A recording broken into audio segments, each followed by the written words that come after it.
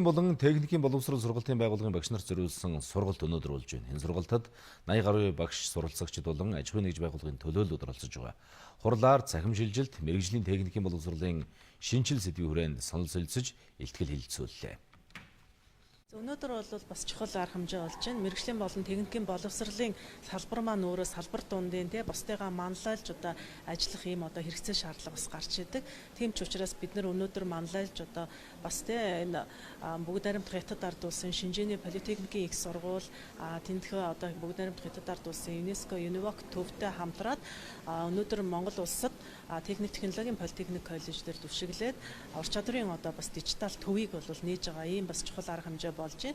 Өнөөдрийн сургалтаар бид нар сэргээгдэх эрчим хүч, дижиталчлал, хэмэл оюун ухаан гэдэг сүүлийн үед маш их эрэлт хэрэгцээг дагуулад байгаа шин боломж ур чадруудыг нээх зорилготой ийм сургалтыг зохион байгуулж байгаараа онцлогтой байна. Тэгэхээр энэ шилжилтийг хийхэд хамгийн чухал 3 хүчин зүйл байгаа. Нэгдүгээрт нь улс төрийн болон удирдлага хууль санаачлагчид энэ шилжилтийг хийхэд маш чанд зорилт гаргасан байх ёстой. Хууль дүрм журмаа үнэхээр тохируулан өөрчлөх ёстой маа номер 1. Хоёрдугаарт нь болохоор технологийн шинжилэл заавал явуулах ёстой.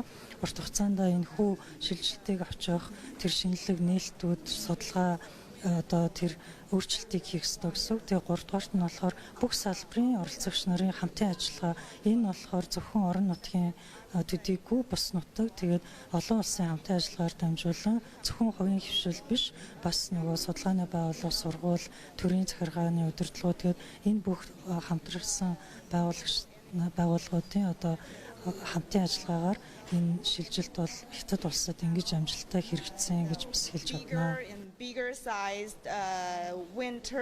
дэлхийн нийтээр дижитал, хэмэл оюун ухаан гэдэг энэ агуулгын хүрээнд бид нар бүгдөө суралцж болоод явж байгаа. Хүүхдээс ахуулаад том хүн бид нар бүгдөө суралцж байна. Гэтэл өнөөдөр бид нар энэ суралцах агуулгыг сургалтын хөтөлбөрт яаж оруулах юм?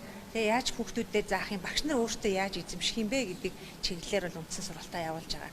Тэгэхээр Шинжин политехник коллеж маань л өөрөө хятадын Silicon Valley болохоор зорилго тавиад хөгжиж байгаа ийм сургууль байгаа, ийм хот байгаа. Тэгэхээр яг энэ чиглэлээр бол хятадтай нэлээд дээгүүр ордог тэргүүлэх зэрэглэлийн сургуулиудын нэг болцсон ийм сургуулийг урьж авчираад бид нар туршлагын судлаад хятадын сургалтын байгууллагад хэмэл оюун ухаан яаж нэвтрээд байгаа, яаж ашиглаад байгаа юм бэ?